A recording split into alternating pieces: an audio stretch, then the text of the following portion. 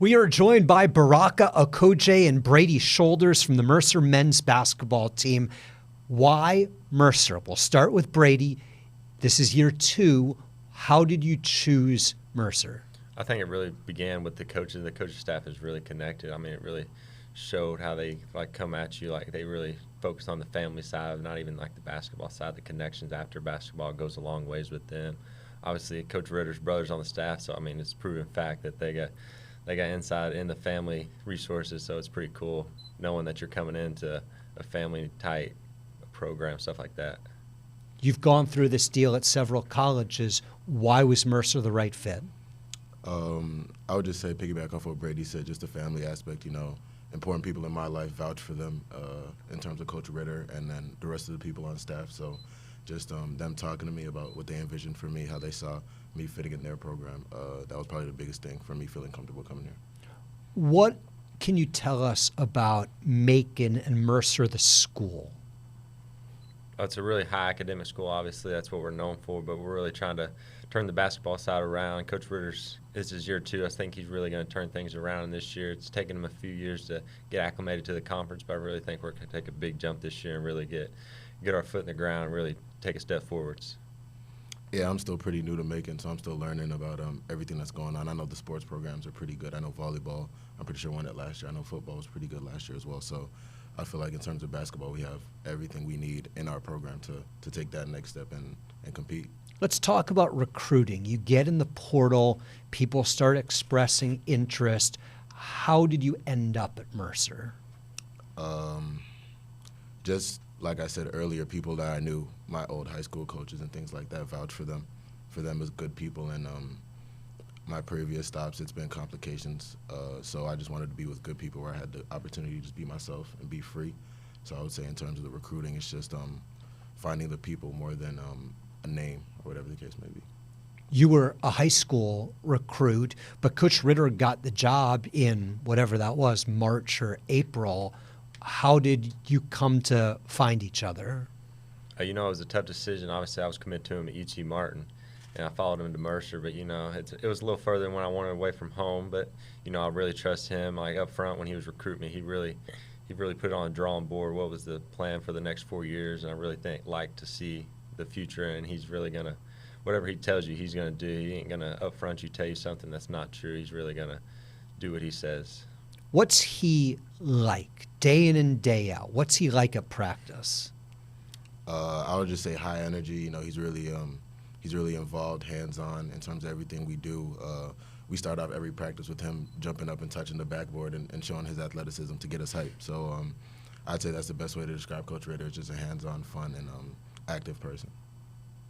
I mean, you see him off the floor, walking in the halls with the students, eating at the cafe. I mean, he's the same exact way around campus as he on in basketball practice. He's going to be the same person every day. He really focuses on that, be the same person every day, and I think he really leads by example with that. Who's going to do an impersonation? Brady's been with him longer, so I'll give that to Brady. Let me think for a second. He's a really cool guy. When he gets mad, he's like, "What are you doing? Just get it together." Something like that. He'd be really meltone, and then he'll really jump to what he don't really get too excited, but then when we beat UNCG last year, that's probably the most animated I've ever seen him jumping around with the water bottles and everything like that. So I had never seen that side of it before. You guys like his swagger and confidence? Yeah. Definitely, for sure. The way he exudes confidence, it trickles down into the rest of the team and with everybody on staff and things like that. So. I think it's the little brotherly love, too. You got your brother on staff, so you had to really exert your dominance over him to show who's the head coach of the program still. So, what do your numbers mean? Oh, number 6. When I started watching basketball back in 2011, 2012, LeBron James was in the Heat, and that was just my favorite player. That's still my favorite player to this day. So just number 6. And then also I'm born in June on the 15th. 1 + 5 is 6. So that's just, it all made sense to me in terms of picking a number. I'm going to be honest, number 11 was one of the only numbers open last year, so I was number 22 in high school. That was what I was going with, and Coach Reed called me and was like, one of the grad wants 22, so I was like, yeah, I guess you can give it to him. So I said 11's open, so I took 11. You guys have superstitions? I wear the same game socks like every game, whether it's like no matter what color we're wearing, I wear the same game socks every game. That's pretty much it. The only thing I'd say. I drink a purple Gatorade and peanut M&Ms before every game. I've done that for quite a few years, so I had to keep that going when I went to college. So. You like the peanut M&Ms? Not another type wouldn't suit you? No, peanut M&Ms are better than the regular M&Ms. What's it like in Macon? There's some rough parts, and then there's some really interesting parts. Like you go up there and say you can get some really nice restaurants. You can get there's like a Wild Wings Cafe. It's a really good game day atmosphere. You can go watch football games and stuff like that. And obviously the downtown is pretty historical. You got pretty cool restaurants down there. You can go take your family, people like that, come see you. You can take them down there. And during Christmas, it gets really pretty with Christmas lights and stuff like that. And the campus? It's beautiful. It's a really nice campus. Yeah. It's like a smaller campus, so you get really the community type feel of the small campus. You know everybody around campus, stuff like that. I was gonna say the small campus thing, just seeing everybody every single day, knowing everybody. So it's more like a family. Same thing with how they build the program.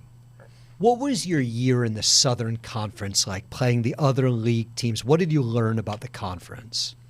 It really went a long ways. Obviously, you played both teams twice. So first time you really get acclimated to how they go play. So the second game you come in with a really different game plan. But this conference is full of smart basketball players, a lot of pick and pop five. So you really had to get acclimated to guarding that. And obviously the guard is a dominant guard heavy conference. So you really play off the guards and stuff like that. But it's really tough conference. It's way tougher than what me or Ritter expected coming into the first year. Are there any games that you are particularly interested in, or rival, or just a team you like to play? Obviously Chattanooga, Sanford, ETSU, they all have really good home crowds, so it's always neat to go play in a home crowd. It's still a game from them or two, so it's nice to get one on the road against them. Tell us something about you guys that we can't just read in the media guide, something that's interesting or people don't know about you.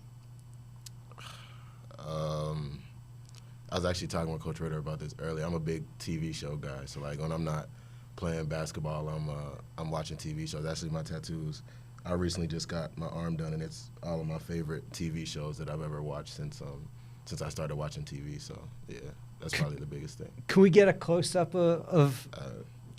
There's the inside of my arm. I don't know. I can't. It's too many to describe right now, but it's. Describe 2 or 3 of your favorites. I'll probably say this one right here. This is Jon Snow from Game of Thrones. That's probably my favorite show I've ever watched. I know it's a popular one, but it's popular for a reason. And I'd say the Stranger Things bicycles on my inner wrist right here is probably my favorite too, just the detail and everything. And then that was one of my favorite shows when it first came out too. So. And what's your favorite show that you're watching now? I'm currently watching The Good Wife. The Good Wife right now. I know it's a little older, but that's what I'm watching right now. So there's some variety in there. Yeah, for sure.